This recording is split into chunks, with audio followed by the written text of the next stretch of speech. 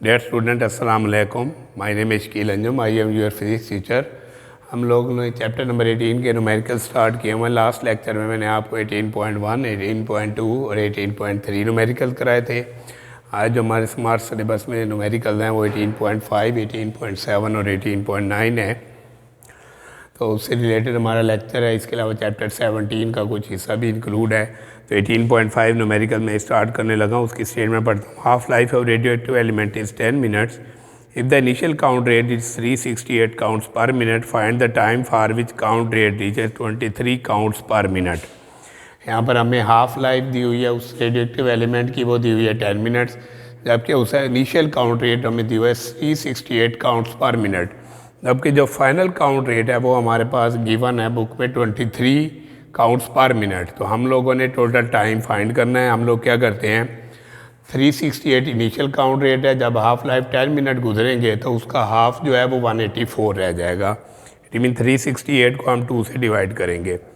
फिर उसके बाद 10 मिनट्स गुजरने के बाद उसका हाफ 92 रह जाएगा और ये सेकंड हाफ लाइफ हो जाएगी. फिर 10 मिनट्स गुजरेंगे, उसका हाफ लाइफ जो है वो हमारे पास 46 रह जाएगा.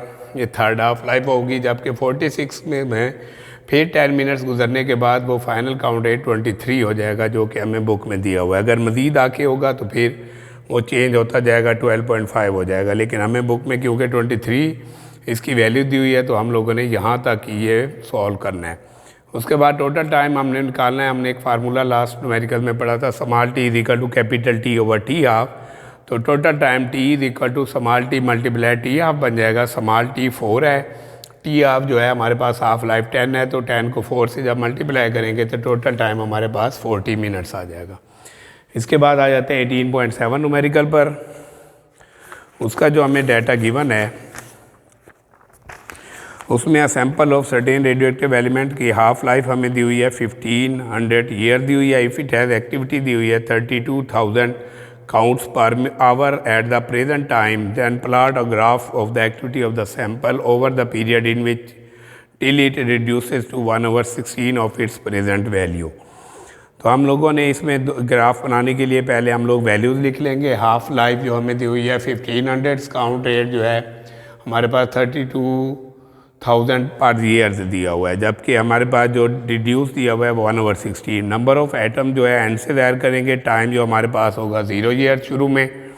n/2 जो होगा वो फिर उसका 1500 आ जाएगा, क्योंकि 15 हमें हाफ लाइफ है. फिर 15 में मज़ीद हम 15 ईयर ऐड करेंगे तो वो 3000 बन जाएगा. जबकि दूसरा हमारे पास जो है n/4 फिर 3000 आ जाएगा. फिर n/8 4500 बन जाएगा, क्योंकि हमने n/16 तक पहुंचना है. तो n/16 जो है हमारे पास 6000 ईयर्स आ जाएगा. क्योंकि हम लोग n/16 तक पहुंचेंगे तो हमारे पास जो हाफ लाइफ है वो हमने इसको कन्वर्ट करना है. तो हम लोग जब ग्राफ बनाएंगे अलॉन्ग एक्स एक्सिस ईयर लिखेंगे, along Y axis number of atoms लिखेंगे. यहाँ पर क्योंकि हमारे पास जो वैल्यूज़ गिवन है वो हमें पहली वैल्यू गिवन है नंबर ऑफ़ एटम n होंगे और टाइम होगा 0 ईयर. तो 0 पर जब यहाँ पहुँचेंगे तो हम लोग एक पॉइंट बना लेंगे. दूसरी वैल्यूज़ है हमारे पास 1500 पर n/2. तो 1500 पर जब अलॉन्ग एक्सिस और वाई एक्सिस को कंबाइन करेंगे तो यहाँ पर हमारे पास एक पॉइंट आ जाएगा. इस तरह 3000 जो है वो n/4 पर है, तो 3000 पर हमारे पास यहाँ पर हमें मार्क करते जाएंगे और इसको कंबाइन करते जाएंगे. 4500 पर n/8 आ जाएगा. इसी तरह जो हमारा 6000 है वहाँ पर हमारे पास n/16 आ जाएगा. तो इस ग्राफ को अलॉन्ग एक्स एक्सिस जो है वन बिग डिवीजन जो है हमारे पास, वन बिग डिवीजन वो हमने लेना है अलॉन्ग एक्स एक्सिस 1500 के, और इसको जब हम डिवाइड करेंगे 10 से तो 150. इस तरह जो हम वन बिग डिवीजन लेंगे अलॉन्ग वाई एक्सिस वो हमारे पास आ जाएगा n/2 के इक्वल आ जाएगा. तो हम लोग इस तरह ये स्केल बनाकर ग्राफ जो है अलॉन्ग एक्स एक्सिस और अलॉन्ग वाई एक्सिस करेंगे. वन बिग डिवीजन 1/4 आ जाएगा हमारे पास, n के इक्वल आ जाएगा. तो इसको लॉन्ग एक्सिस और वाई एक्सिस हम लोग कंबाइन करेंगे इन पॉइंट्स को, तो हमारे पास एक कर्व शक्ल में ग्राफ मिल जाएगा. इसके बाद 18.9 हमारा जो है लास्ट न्यूमेरिकल है इस चैप्टर का और मोस्ट इम्पोर्टेंट न्यूमेरिकल है इस चैप्टर का. उसकी जो हमारे पास वैल्यूज़ गिवन है उसमें है ashes from a camp fire deep in a cave show carbon 14 activity of only 1/8 of the activity of fresh wood है। How long ago was that camp fire data. इसमें हमारे पास कार्बन की half life जो है वो given नहीं है, वो हमने खुद से लिखनी है, वो होती है 5730 ईयर्स। एन की वैल्यू 1/8 है जो कि हमें रिमेनिंग होती है सैंपल की। एन नॉट ओरिजिनल सैंपल है 1 और कैपिटल टी हमने टोटल टाइम निकालना है। फार्मूला है small T is equal to capital T over T half, cross multiply करेंगे capital T is equal to T multiply T half. हम लोगों ने इसमें स्मॉल टी की वैल्यू निकालनी है। फार्मूला होता है N is equal to N not over 2t।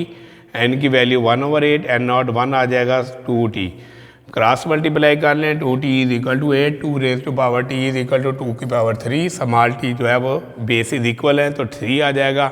इस इक्वेशन नंबर 1 में जब हम वैल्यूज पुट करेंगे capital T is equal to small t multiply t half, तो 3 multiply 5730, t is equal to 17190, ये आंसर आ जाएगा। इस तरह हमारे चैप्टर 18 के न्यूमेरिकल्स कंप्लीट हो गए। इस राउंड में जो हमारा चैप्टर नंबर 17 है उसका भी कुछ हिस्सा जो है इंक्लूड है। चैप्टर नंबर 17 आपको मिलेगा पेज 156 पर इंफॉर्मेशन एंड कम्युनिकेशन टेक्नोलॉजी, जिसमें हम मालूमात के बारे में पढ़ेंगे। शुरू में मालूमात जो थी वो ख़त व किताबत के ज़रिए एक जगह से दूसरी जगह की जाती थी, रब्ता किया जाता था। अब जो है मोबाइल फ़ोन आ गया है, इसके बाद हमारे पास इंटरनेट आ गया है, मुख्तलिफ़ किस्म के जो सोर्सेज हैं हम उनके ज़रिए मालूमात एक जगह से दूसरी जगह पहुँचाते हैं। तो इस चैप्टर में हमारे पास पेज 156 पर कुछ शॉर्ट क्वेश्चन है, वो मैं आपको हाईलाइट करा देता हूँ। पहला शॉर्ट क्वेश्चन है, what is information in computer terminology, process data is called information. एक तो ये शॉर्ट क्वेश्चन हो जाएगा। उसके बाद नेक्स्ट हमारे पास शॉर्ट क्वेश्चन है कि what is information technology, the scientific method use to store information to arrange it for proper use and to communicate it to others is called information technology. फिर हमारे पास नेक्स्ट है what is telecommunication. Tele का मतलब है दूर, communication का मतलब मवासलात के ज़रिए दूर से रब्ता करना। तो the method that is use to communicate information to far off places, दूर दराज से इंस्टेंटली फ़ौरन, is called telecommunication. Next हमारे पास एक और शॉर्ट क्वेश्चन आता है, इसमें कंबाइन आ जाता है इंफॉर्मेशन और कम्युनिकेशन टेक्नोलॉजी को। What is information and communication technology. Information and communication technology is defined as the scientific method and means to store, process and transmit vast amounts of information in second with the help of electronic equipments. Electronic equipments के ज़रिए हम किसी मालूमात को store करना, process करना और इस मालूमात को एक जगह से दूसरी जगह जो अरेंज करना है उसको हम इंफॉर्मेशन टेक्नोलॉजी का नाम देते हैं। नेक्स्ट हमारे पास एक लॉन्ग क्वेश्चन है, इस लेक्चर में हमारे पास इंक्लूड है what are the components of computer based information system CBIS। तो इसमें हमारे पास 5 पार्ट्स जो है हमारे पास इसमें इंक्लूड है। नंबर 1 हार्डवेयर, नंबर 2 सॉफ्टवेयर, 3 हमारे पास है डाटा, नंबर 4 प्रोसीजर और नंबर 5 हमारे पास है पीपल। तो इस लॉन्ग क्वेश्चन के लिए आप पेज 156 के इसको स्टार्ट करेंगे। There are 5 part that must come together in order to produce computer based information system.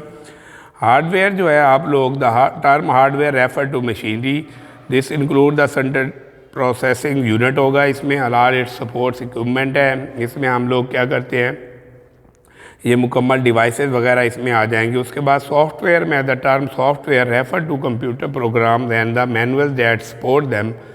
Computer program are machine readable instruction होती हैं that direct the circuitry within the hardware parts of the CBIS to produce useful information from data. इसमें मुख्तलिफ़ किस्म की disc वगैरह भी आ जाती हैं। उसके बाद डाटा जो है, data are the facts and figures are used by program to produce useful information. It may be in the form of text, graphic और figure वगैरह में ये हम लोग लिख सकते हैं। नेक्स्ट हमारे पास है procedures. These are the sets of instruction and rules to design and use information system. These are written in manuals and documents for use. These rules or methods may change from time to time. The information system must be flexible and it can be performed by changes. Next हमारे पास last इसका है part हमारे पास है people. Every CBIS needs people if it is to be useful who influence the success or failure of information system. People इसको मुख्तलिफ़ तरीके से design करते हैं और ऑपरेट करके इसको मुख्तलिफ़ प्रोसेस के लिए यूज़ करते हैं। तो ये हमारे पास एक लॉन्ग क्वेश्चन है जिसमें हम लोग एक्सप्लेन करते हैं CBIS सिस्टम के 5 पार्ट्स। अब तक मैंने आपको न्यूमेरिकल 18.5, 7 और 9 समझाया है। इसके अलावा चैप्टर 17 का कुछ हिस्सा कराया। उम्मीद करता हूँ आपको अच्छे तरीके से समझ आ गया होगा। अगर नहीं आया तो आप मेरे व्हाट्सएप नंबर पर कॉन्टैक्ट कर सकते हैं। बेटा आप लोग डेली का काम डेली करने की कोशिश करेंगे ताकि आपका जब राउंड टेस्ट आता है तो आप अच्छे तरीके से इसको प्रिपेयर कर सकें। Thank you very much.